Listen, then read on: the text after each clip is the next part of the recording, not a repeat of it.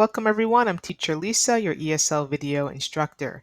Today I'm going to talk about side hustles that are better suited for or are a better fit if you are an English language learner.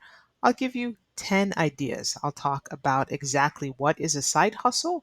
I'll describe each one in detail, and I'll also show you a great website where you can look for some of these side hustle jobs. So let's get started. So often when ESL learners think about getting a part-time job or a side hustle, they often think it's a disadvantage that they're an English language learner. But what you forget is you can leverage your bilingual or multilingual skills. So the fact that you speak more than one language is actually to your advantage. So that's what we mean by leverage. Use the fact that you speak another language to your advantage with these 10 ideas. First, let's talk about exactly what is a side hustle. A side hustle refers to an extra job that you do on top of your main source of income. So people take on side hustles for a few reasons. Maybe they want to bring in some extra cash, develop new skills, or even just explore a business idea. So that's what we mean by side hustle. You have some source of income and you're just adding to that income. Well, the first one is online language tutoring. Maybe you never thought about tutoring yourself. Not English, but to offer tutoring in your native language to learners online using platforms like italki, Preply, Verbling. There are so many out there, but these are three good ones to explore. I have no affiliation with them or association with them, but it's just to give you a starting point of companies that are hiring or possibly hiring in other languages, not just English. So perhaps give that a thought. The next idea is translation services. You can translate documents, articles, or websites from your native language to English or vice versa. You can find freelance opportunities on websites like Upwork or Fiverr. Next, we have transcription, which is a little different than translation. So you transcribe audio or video files from your native language into English. This is in demand for content creators, researchers, and businesses. So you will view a video in your native language and you will transcribe it word for word. Also, the audio, you will transcribe that. So this could be into text form, video form to text form, or audio form into text form. So you can be a language exchange partner where you offer language exchange sessions where you help others practice your native language while they help you improve your English skills. So this is similar to the online tutoring, but this is just an exchange. Of course, you don't have to do an exchange. You can just help someone learn your native language. Perhaps they just need a speaking partner, and that's something that you can charge for. Proofreading and editing. Of course, when we talk about this particular idea, you do have to have a certain proficiency in the language, right? In your native language. So you can proofread and edit written documents, articles, or essays for grammar, punctuation, and clarity, especially for non-native English speakers. So again, you might have an article in Spanish and you can translate that into English. If you have a level of English proficiency to be able to do this, or vice versa, you can take an English article and then translate it into Spanish. And so you might be saying, oh, we have AI, we have Google Translate, but I will tell you they're not perfect and you still need a human eye or human touch.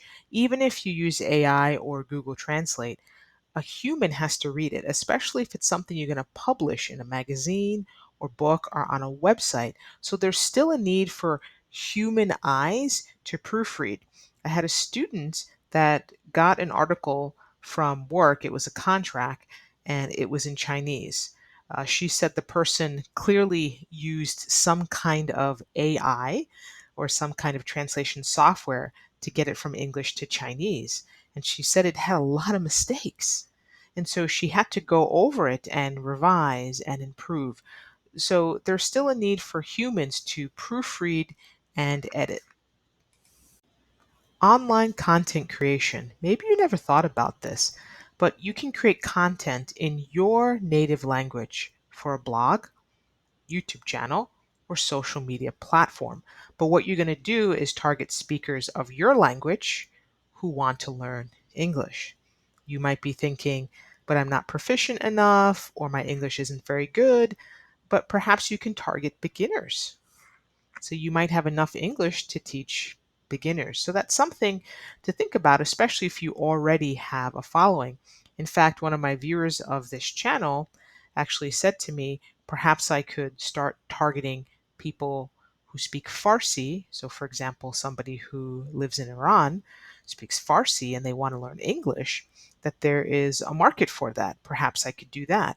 Or any other language group. So I responded that yes, it's something that I can plan to do in the future, make certain videos targeting specific speakers of a language, especially if you have a language that isn't as common, like Spanish, for example.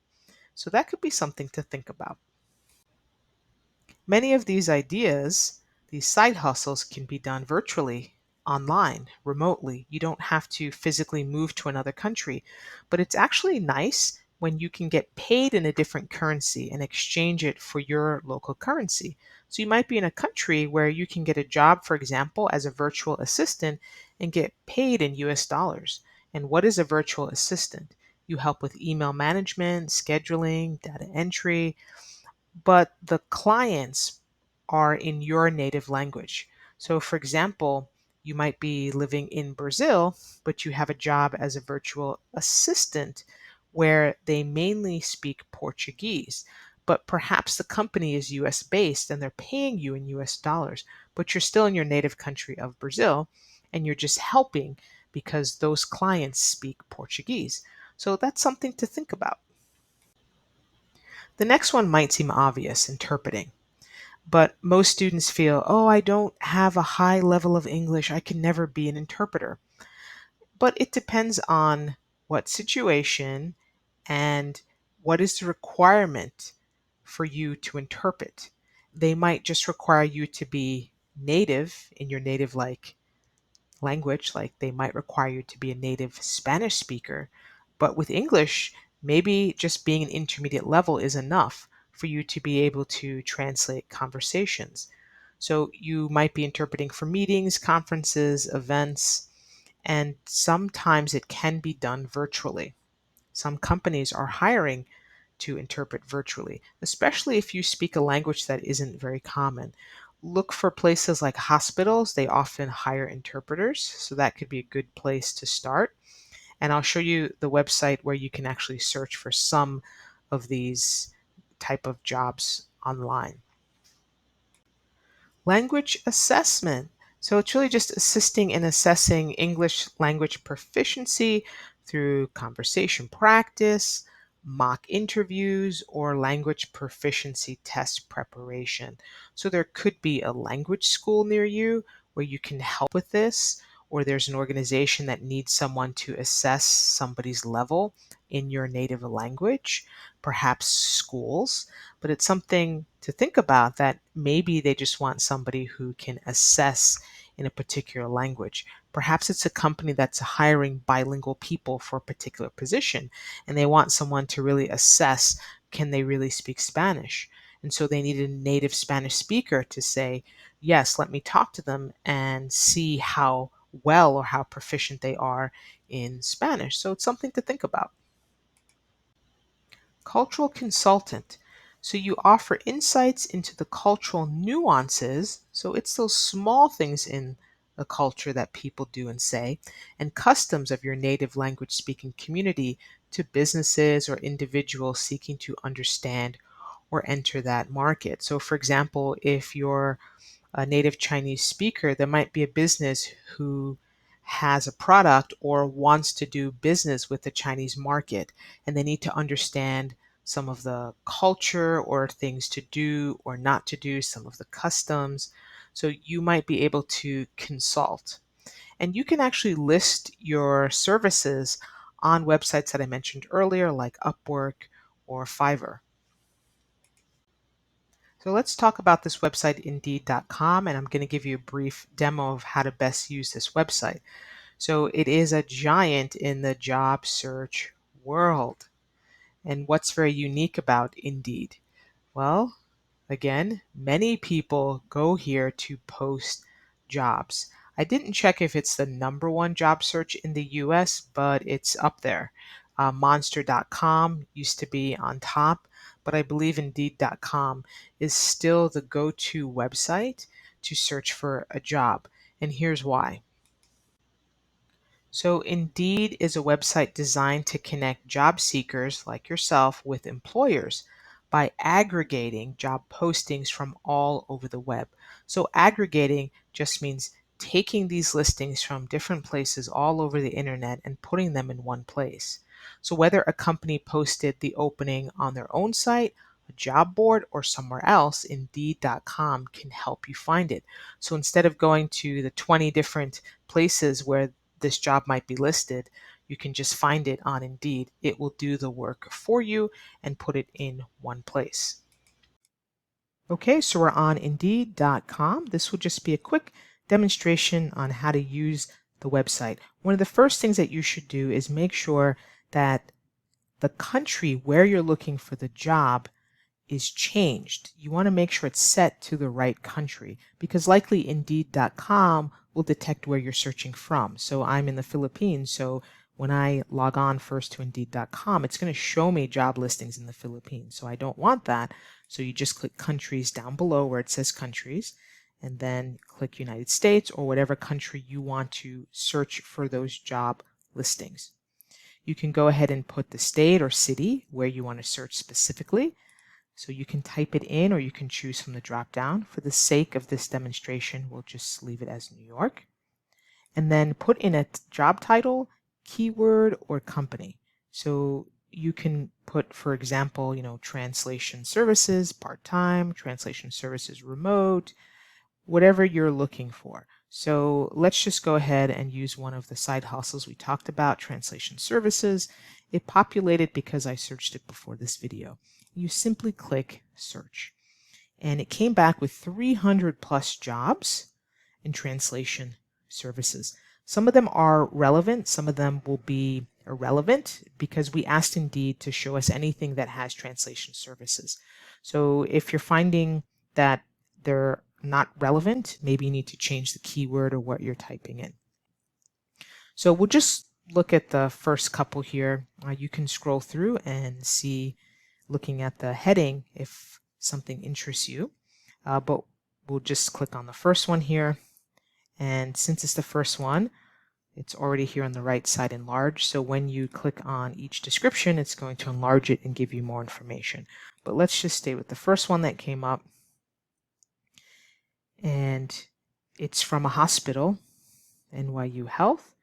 Has the address, it's full-time. If you want to apply for this job, go ahead and click it. It will take you to either that company's website or the person that posted the job where you can apply, or you can apply through Indeed and they forward the information to the person or organization that posted the job. So when we scroll through, you can see some of the details. You see the work setting, it's in a hospital. This is the address of where it is and a full job description. So position summary, responsibilities, minimum qualifications, and preferred qualifications. Even if you feel you don't have all the qualifications, I always say apply anyway, because if they're having trouble filling the position or they just can't find anyone or they don't have a lot of people applying, they'll give you a chance even if they have to do some training. So never feel like, oh, I don't have all the qualifications. Just give it a shot and apply anyway. So that's just a quick demonstration. And again, if you don't like the search results or what you're getting, maybe change the keyword, change something, put it to part-time, full-time, remote. So sometimes you have to play around with what to put in here, but any keyword you want is fine. So hopefully you got some ideas if you're looking for a side hustle from this video. Of course, there's more than 10 ideas, but these are particularly geared to you as an English language learner. If you'd had success in any of these areas, we'd love to hear about it. Put it in the comments. See you in the next video. Please remember to like and subscribe. It's totally free. Thanks for watching till the end.